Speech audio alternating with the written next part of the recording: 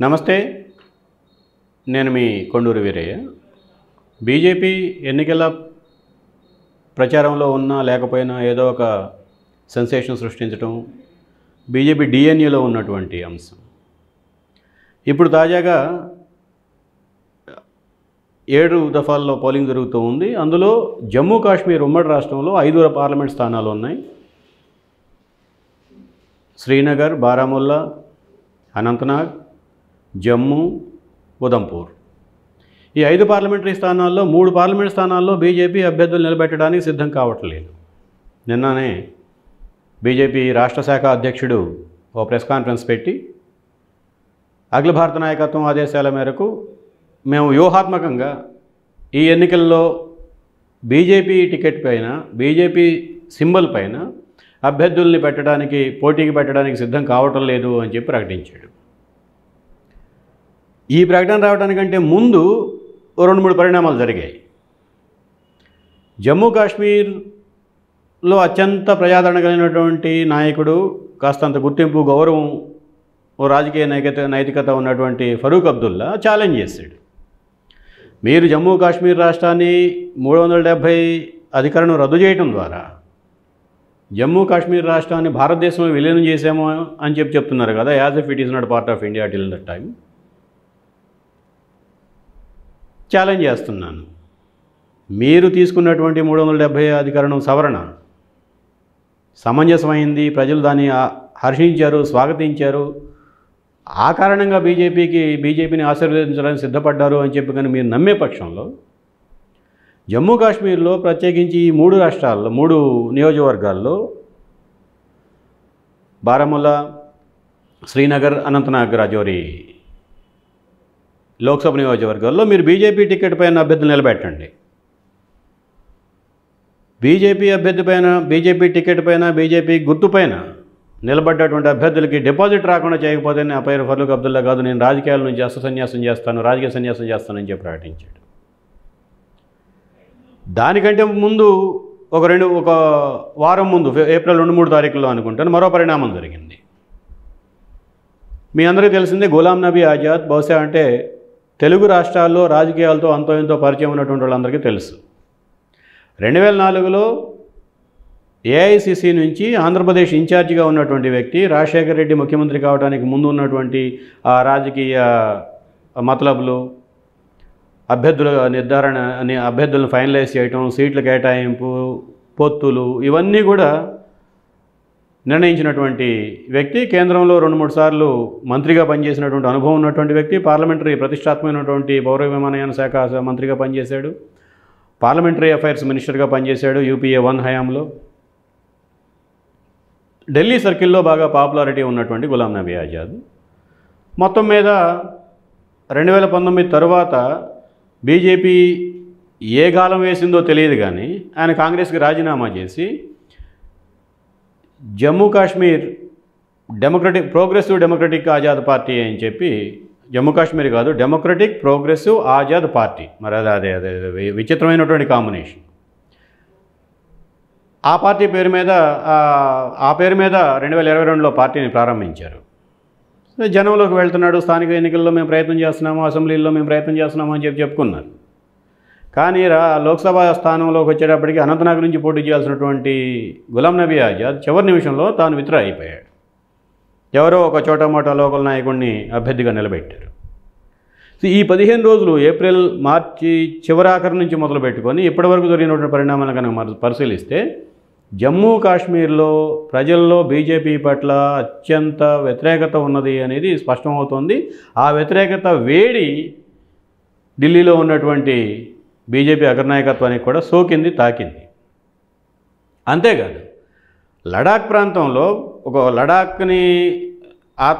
లడాక్కి ఆత్మగౌరవం ఇచ్చామని చెప్తున్నారు.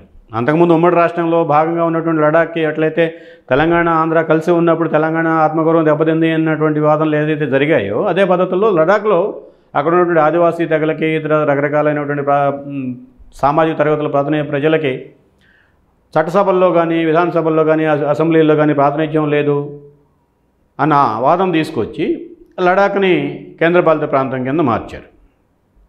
ఇప్పుడు ఆ లడాక్ నుంచి ఓ స్వయం ఇప్పుడున్నటువంటి లడాక్ బీజేపీ ఎంపీ ఆయన చేసినటువంటి వాగ్దానాలు 2019లో కానీ 2014లో కానీ చేసినటువంటి వాగ్దానాల్లో ఒక్కటి కూడా అమలు జరగలేదు అని చెప్పి అక్కడ ఉన్నటువంటి స్థానిక ఆదివాసీ తెగలకి సంబంధించినటువంటి ప్రతినిధి వాంగ్చుక్ అనే ఆయన నిరాహార దీక్ష చేస్తున్నాడు. ఆయనకు మద్దతుగా దేశవ్యాప్తంగా ఢిల్లీలోనూ బయట పర్యావరణ కార్యకర్తలందరూ, పర్యావరణ ఉద్యమంతో సంబంధం ఉన్నటువంటి వాళ్ళందరూ, పర్యావరణం ప్రత్యేకించి జమ్మూ కాశ్మీర్ పర్యావరణాన్ని కాపాడాలనుకున్నటువంటి వాళ్ళందరూ కూడా ఆయన చేస్తున్నటువంటి ఆందోళనకి, ఉద్యమానికి మద్దతు తెలుపుతున్నారు, సంఘీభావం ప్రకటిస్తూ ఉన్నారు. ఆయన ఒక ప్రకటన చేశాడు, మీరు చేసినటువంటి వాగ్దానాలని అమలు చేయకుండా ఈ ప్రాంతంలో మీ పార్టీ టికెట్ మీద అభ్యర్థులు నిలబెట్టే పరిస్థితి అయితే ఉంటే మేము వాళ్ళని ఓడించడానికి వెనకాడే పరిస్థితి లేదు. మీరు కార్పొరేట్ కంపెనీలకు అమ్ముడుపోయారు. లడాక్ ఒక సుందరమైనటువంటి ప్రాంతం, ప్రకృతి ఒడిలో ఉన్నటువంటి మమ్మల్ని తీసుకెళ్ళి పారిశ్రామికవేత్తల ఒడిలో పడేస్తూ ఉన్నారు. వాళ్ళు చేపడుతున్నటువంటి భూమి చదును కార్యక్రమాలు కానీ రకరకాల కన్స్ట్రక్షన్ యాక్టివిటీస్ తోటి ఆ ప్రాంతంలో ఎప్పుడూ పొల్యూషన్ అంటేనే కాలుష్యం అంటే ఏమిటో తెలియనటువంటి ప్రజలకి కాలుష్యాన్ని పరిచయం చేశారు మీరు. మా ప్రాణాలు గాల్లో కలుస్తూ ఉన్నాయి. ఈ మొత్తం ఓ పర్యావరణం దెబ్బతింటోంది. హిమాలయాల బేస్లో ఉన్నటువంటి పర్యావరణం అంతా దెబ్బతింటోంది.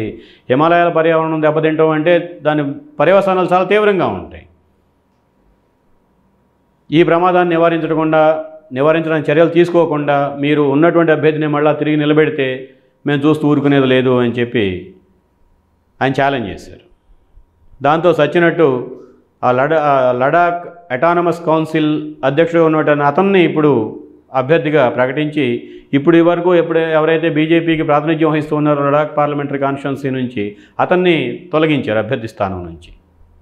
ఆయన పోటీ చేయటం లేదు. సో ఇవన్నీ పరిశీలించినప్పుడు జమ్మూ కాశ్మీర్ రాష్ట్రంలో బీజేపీ వేసినటువంటి ఎత్తుగడ, విసిరిన పావులు పాచికలు ఆ పార్టీకి అక్కడికి రావటం లేదు. ఆ పార్టీ ప్రజలకు దూరమైంది అన్న విషయం స్పష్టమవుతుంది. దీన్ని కప్పిపుచ్చుకోవడం కోసం కొన్ని భారీ నిర్ణయాలు తీసుకునేటప్పుడు ఒక అద్భుతమైనటువంటి ఫలితాలు సాధించాలి అని చెప్పి అనుకుంటున్నప్పుడు చిన్న విజయాల్ని వదులుకోవాల్సి ఉంటుంది. అదేవిధంగా బీజేపీ జమ్మూ కాశ్మీర్లో 3 పార్లమెంటరీ స్థానాల్లో పోటీ చేయకుండా కేవలం 2 పార్లమెంటరీ స్థానాల వరకే పరిమితం అవుతోంది అని చెప్పి ఆ బీజేపీ పార్టీ జమ్మూ కాశ్మీర్ రాష్ట్ర అధ్యక్షుడు ప్రకటించడం, దాంతోపాటు దేశభక్తులైనటువంటి పార్టీలని అమిత్ షా గారు స్పష్టంగా చెప్పారు. నేషనల్ కాన్ఫరెన్స్, కాంగ్రెస్, పీడీపీకి మెహబూబా ముఫ్తీ నాయకురాలు, కాంగ్రెస్కి ఆల్ ఇండియా పార్టీ, నేషనల్ కాన్ఫరెన్స్కి ఒమర్ అబ్దుల్లా, ఫరూక్ అబ్దుల్లా నాయకులు. వీళ్ళ ముగ్గురిని ఓడించాలి, దేశభక్తియుత పార్టీలని గెలిపించాలి అని అమిత్ షా గారు ఏప్రిల్లో జరిగినటువంటి క్యాంపెయిన్లో ఉపన్యాసం చేసి వచ్చారు. మరి వాళ్ళని ఓడించాలి అంటే నువ్వు బరిలో ఉంటే కదా వాళ్ళని ఓడించి నీ గెలిపించేది. ఈయన బరిలో ఉండడు.